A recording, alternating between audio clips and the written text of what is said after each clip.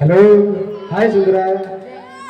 ನೋಡಿ, ನಾನು ನಿಮಗೆ ಎಷ್ಟು ಸಾರಿ ಹೇಳಿದ್ದೀನಿ, ದಯವಿಟ್ಟು ನನ್ನ ಜೊತೆ ನೀವು ಮಾತನಾಡಬೇಡಿ ಅಂತ.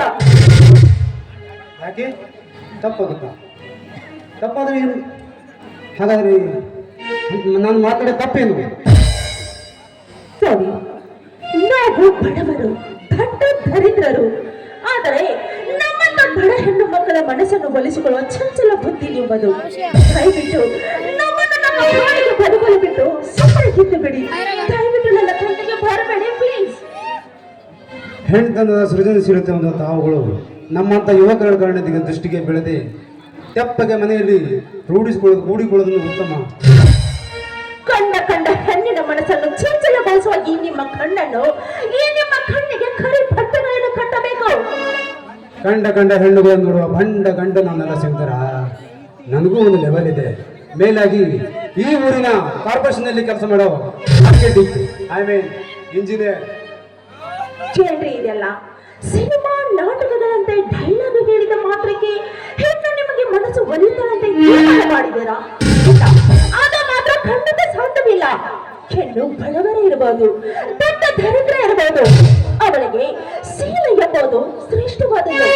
ಅದನ್ನು ಗೆಲ್ಲಿಗೆ ಹೊರಗೆ ಬಿಟ್ಟುಕೊಳ್ಳುವಂತ ನಮ್ಮ ಬಡತನದಲ್ಲಿ ಹುಟ್ಟಿರುವ ಹೆಣ್ಣಿಗೆ ಇಲ್ಲ ಕಣ್ರಿ, ಇಲ್ಲ. ನಾನು ನಿನಗೆ ವಿಲನ್ ತರ ಕಾಣಿಸ್ತೀನಿ. ನನಗೊಂದು ಲೆವೆಲ್ ಇಲ್ವೇ? ನೀನು ಹೇಳಿದಾಗೆ ನಾನು ಹುಟ್ಟಾಟಿಕೆ ತೋರಿಸ್ತಿದ್ನ. ನೋಡಿ, ನೀವು ಪದೇ ನನಗೆ ಈ ರೀತಿ ಹೇಳುವುದು ಸರಿಯಲ್ಲ. ಯಾಕಂದ್ರೆ ನನಗೆ ನಮ್ಮ ಅಣ್ಣನೇ ಆಸ್ತಿ. ನೀವು ನನ್ನ ಬೆನ್ನು ಹತ್ತಿ ಬರುವುದು ಸಲ. ನಿಮಗೆ ಕೋಟಿ ಆಸ್ತಿನೇ ಇರಬಹುದು. ಅದನ್ನ ಕಟ್ಟಿಕೊಂಡು ನಾನು ಏನು ಮಾಡಲಿ? ದಯವಿಟ್ಟು ನೀವು ನನ್ನ ಪಾಡಿಗೆ ನನ್ನನ್ನು ಬಿಟ್ಟು ಹೊರಟು ಹೋಗಿಬಿಡಿ. ಹೇಗೆ ಬಿಡಲಿ ಸುಂದರ? ನನ್ನ ಹೃದಯದಲ್ಲಿ, ನನ್ನ ದೃಷ್ಟಿ, ನನ್ನ ಮನ ತುಂಬೆಲ್ಲ ನೀನು. ನೋಡಿ, ಇಷ್ಟೊಂದು ನಾಟಕ ಮಾಡಿ ನನ್ನ ಮನಸ್ಸು ಒಲಿಸಬೇಕೆಂಬ ಹಠನ ನೀವು ತೊಟ್ಟಿದ್ದೀರಿ. ಅದು ಮಾತ್ರ ನಿಮ್ಮಿಂದ ಸಾಧ್ಯವೇ ಇಲ್ಲ. ಹೇಗೋ ದೇವಸ್ಥಾನಕ್ಕೆ ಬಂದಿದ್ದೀರಾ, ದೇವರಿಗೆ ಕೈ ನಗುದು ನೈವೇದ್ಯ ತೆಗೆದುಕೊಂಡು ಮೊದಲು ಇಲ್ಲಿಂದ ಹೊರಟು ಹೋಗಿಬಿಡಿ. ಪ್ಲೀಸ್ ಎಂದು ಆದಷ್ಟು ಬೇಗ ನನ್ನ ಮನಸ್ಸನ್ನು ಅರ್ಥ ಮಾಡಿಕೊಳ್ಳಕ್ಕೆ ಪ್ರಯತ್ನಿಸು. ಹೌದಾ? ನಾನು ನಿನ್ನ ಮನಸ್ಸನ್ನು ಅರ್ಥ ಮಾಡಿಕೊಳ್ಳಬೇಕಾ? ಸರಿ, ಹಾಗಾದ್ರೆ ನೋಡು, ಅಲ್ಲಿ ಕಾಣ್ತಾ ಇದೆಯಲ್ಲ ಆ ಗಂಟೆ, ಅದನ್ನು ಹಿಂದೆ ಸರಿಯಾಗಿ ನೋಡು. ನೀನು ನನ್ನ ಮೇಲೆ ಪ್ರೀತಿನೇ ಅಷ್ಟೊಂದು ಇಟ್ಟುಕೊಂಡಿದ್ದರೆ, ನಾನು ನಿನಗೆ ಒಲಿದು ಬರಬೇಕು ಆಗಿದ್ದರೆ, ಆ ದೇವಸ್ಥಾನದ ಗಂಟೆಗೆ ದಿನ ಬೆಳಗಾದ್ರೆ ಸಾಕು, ನಿನ್ನ ಹಣೆಯನ್ನು ಹತ್ತಿ ಹೊಡೆದುಕೊಂಡು ನೋಡು. ಆಮೇಲೆ ನನ್ನ ಮನಸ್ಸು ನಿನಗೆ ಒಲಿಯುತ್ತದೋ, ನಿನ್ನ ಮೇಲೆ ನನ್ನ ಮೇಲೆ ಪ್ರೀತಿ ಎಷ್ಟು ಇದೆ ಅಂತ ಅರ್ಥವಾಗುತ್ತದೆ. ಸಿದ್ದು, ಪ್ಲೀಸ್ ನಿಂತ್ಕೋ. ನೀನು ಹೇಳಿದ್ದನ್ನು ನಾನು ಖಂಡಿತ ಮಾಡ್ತೀನಿ. ಆದರೆ ನನ್ನಲ್ಲಿ ಅದಾವ ದುರ್ಗಣ ಕಂಡು ನೀನು ನನ್ನನ್ನು ದ್ವೇಷಿಸ್ತೀಯ. ಅದರಂತೆ ನೀನು ಹೇಳಿದ ಹಾಗೆ ನಿನ್ನ ಮನಸ್ಸನ್ನು ನಾನು ಗೆಲ್ಲಬೇಕಾದರೆ ನಾನೇನು ಮಾಡಬೇಕೆಂಬುದು ತಿಳಿಸಿ ಧಾರಾಳವಾಗಿ ಹೊರಡಬಹುದು. ಈಗ ನಾನು ಹೇಳಿದ್ರಲ್ಲ, ನನ್ನ ಮನಸ್ಸು ನಿನಗೆ ಗೆಲ್ಲಬೇಕು, ಸೋತಿನ ಇನ್ನೊಳ್ಳೆ ಆಗಬೇಕಾದರೆ ನೀನು ದಿನ ಬೆಳಗಾದರೆ ದೇವಸ್ಥಾನಕ್ಕೆ ಬಂದು ದೇವರ ಗುಡಲಿರುವ ಗಂಟೆಗೆ ಈ ನಿನ್ನ ಹಣೆಯನ್ನು ಚಚ್ಚಬೇಕು. ಆಗ ತಾನೇ ನಾನು ನನ್ನ ಮನಸ್ಸನ್ನು ನಿನಗೆ ಒಲಿಯುತ್ತದೆ ಇಲ್ಲ ಅಂತ ಹೇಳಲು ಸಾಧ್ಯ. ಸಿಂಧು, ನೀನು ಹೇಳಿದನ್ನು ಖಂಡಿತ ಮಾಡ್ತೇನೆ. ನಿನ್ನ ಪ್ರೀತಿಯನ್ನು ಸಂಪಾದಿಸ್ತೇನೆ. ಹೌದಾ? ಬಾಯಿ ಮಾತಲ್ಲಿ ಹೇಳೋದು ಅಷ್ಟೊಂದು ಸುಲಭವಲ್ಲ.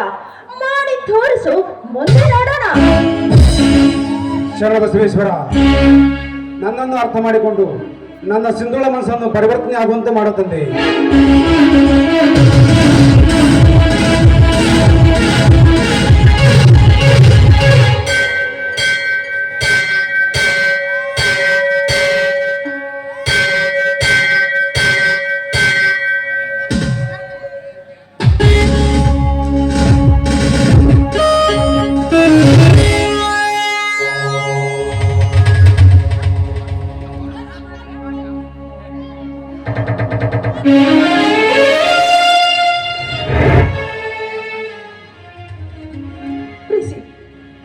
ಎಂತ ಕೆಲಸ ಮಾಡಿಕೊಂಡು ಬಿಟ್ಟೆ ರಿಸಿ ನೀನು ಪದೇ ನನ್ನನ್ನು ಪೀಚು ಅಂತ ಕಾಡಿದಕ್ಕೆ ನಾನು ಆ ದೇವರ ಗುಡಿಗೆ ಕಣ್ಣಿಗೆ ತಲೆ ಕೆತ್ತಿತು ಅಂತ ಹೇಳಿದೆ.